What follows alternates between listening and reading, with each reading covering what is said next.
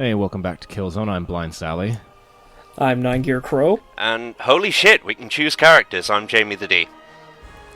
Yeah, we finally made it to a chapter in the game, 3 chapters in, where we have a choice of alternate characters. And so we will be testing out the newest character we've unlocked, Luger, the Shadow Marshal.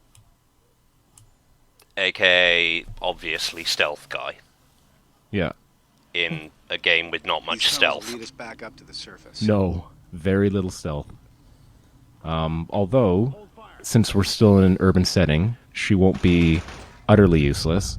As we, in the game, progress to more open areas in fields and jungles, her utility becomes exponentially worse because she cannot take hits worth anything. Damn. Yeah, I can see that health bar. That is... pathetic. Yeah, the only real advantages she has are, like we said, she can crawl through, like, little ducts and whatnot, and she can climb up ropes, and the gun that she has, if you can score a headshot with it, it's a one-shot kill. Yeah, one-shot kill. Fair enough. The problem being is once we get out of these urban areas, all the little extra secret areas she can go into to hide and snipe, they're gone. There's no more vents in the jungle. Yeah, it's only near the end of the game that they start showing up again. Yeah. And I'll briefly mention her weapons here. So she has a submachine gun, a silent submachine gun with a scope on it. Primary fire, is like a machine gun and is totally useless. Secondary function fires a single silenced bullet, and although wildly inaccurate, it can score headshots like crazy. She has a knife as well, and yeah, there we go. That's the effectiveness of the headshot. But her knife is while it does somewhat more damage than regular melee attacks, it still suffers from being a melee weapon in Killzone. Yeah. Oh, and she's got heat vision goggles. But there's not really any night levels in this game, so... Kinda useless. Very useless. Yeah. Well, at least the visual design makes it obvious. You go this way. Yeah. This is an enemy. This is a stealth character. And it's kind of funny, actually, because everything about the Helgen, except for more Rico,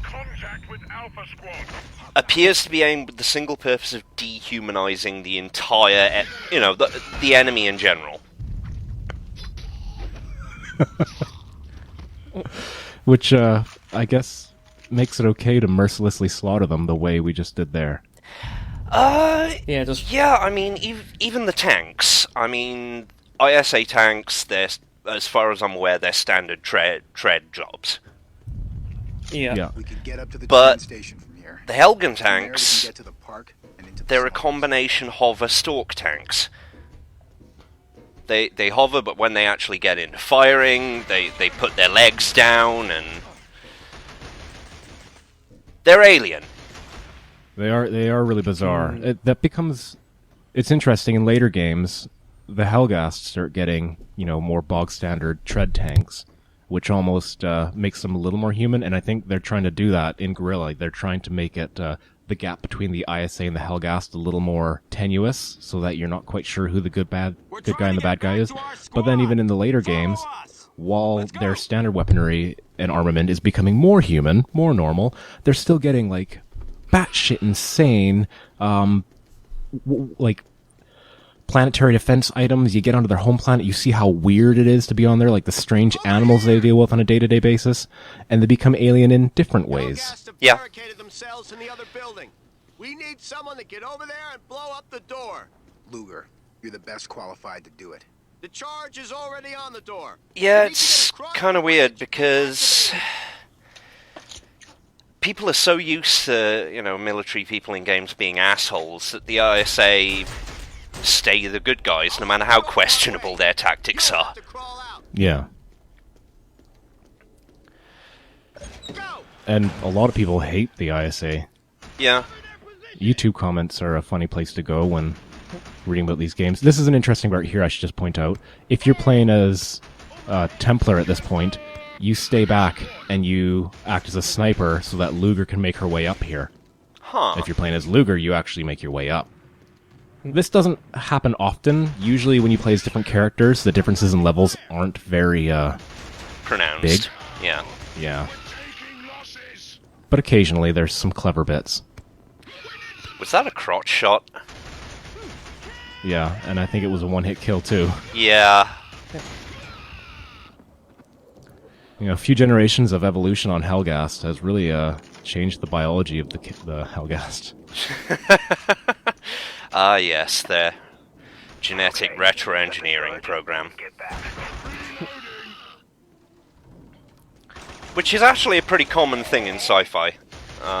You know, changing dudes within a few generations. Yeah. Sometimes it doesn't even take that long. Yeah, sometimes you can do it within the generation because of how evolution works in sci-fi. Yeah. So yeah, there's that charge with just it's interesting, the design of that charge. Like, it carries over across like all 3 Killzone games, but in 2 and 3 it actually makes use of the 6-axis controller.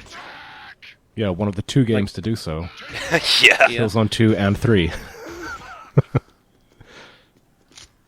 Well, apparently Wipeout HD did it, it's just nobody used it. Right, yeah, for steering, right? Yeah. I know, yeah, Saints Row 2 uses it too, but I turned it off because it was obtuse as hell. Yeah. Oh, and here's another bit of Templar-Luger divergence. So Luger can crawl, no other character can crawl. So we're able to skip a big battle by crawling under that door there. At a glacial pace. Yeah. Well, it's Killzone, everything's gotta be slow and plotting. Yeah. That was a developer, that wasn't intentional. Everything was to be methodical and slow. And of course we get more examples of the Helghast not using any form of cover whatsoever. Oh, and here we go. Here's a bit of real-world advertisement. All Yeah. these other, like Kiwi Smoothie Rezzies, not real. All Vectin unique brands. Nixon watches. I own a Nixon watch. Yep.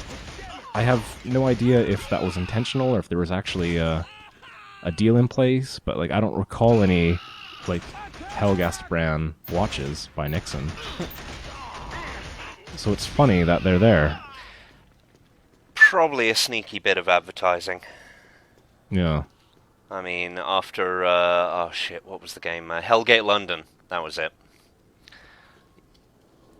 Yeah. Yeah, after Hellgate London, people have started becoming a little sneakier. I never actually played Hellgate London, but I used to read all the horrible stories and griefs that went on with it.